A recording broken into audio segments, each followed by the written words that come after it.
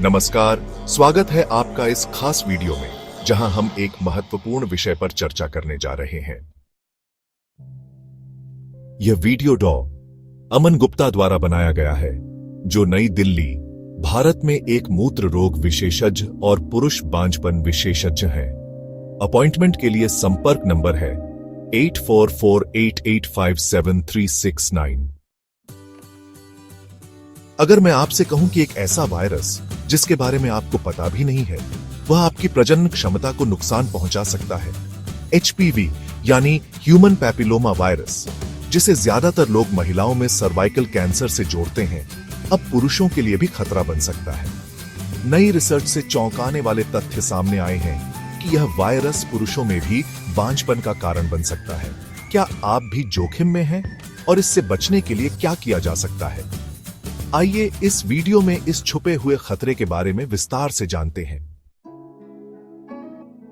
HPV दुनिया में सबसे ज्यादा फैलने वाला यौन संचारित संक्रमण है। यह वायरस अलग अलग प्रकार के होते हैं, जिनमें से कुछ हाई रिस्क स्ट्रेन कैंसर का कारण बन सकते हैं।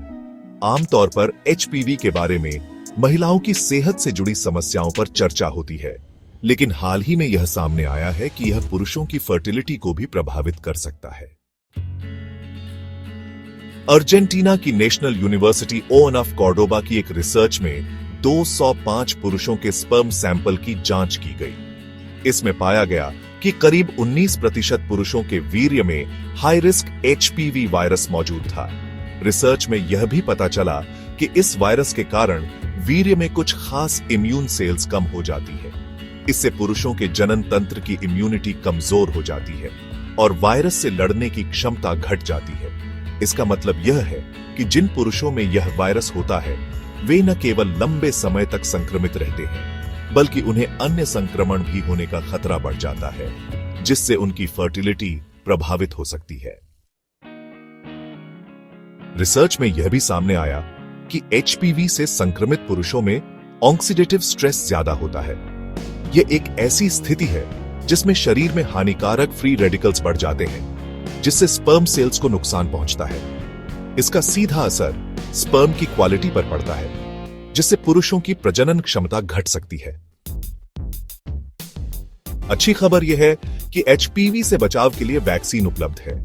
यूके में 2008 से लड़कियों और 2019 से लड़कों को यह वैक्सीन दी जा रही है। हालांकि हाल की रिपोर्ट्स बताती हैं कि अब वैक्सीन लेने वाले लड़कों और लड़कियों की संख्या कम हो रही है। डेटा के मुताबिक स्कूल के 10वें साल के अंत तक 16.8% लड़कियां और 21.4% लड़के इस वैक्सीन से वंचित रह जाते हैं।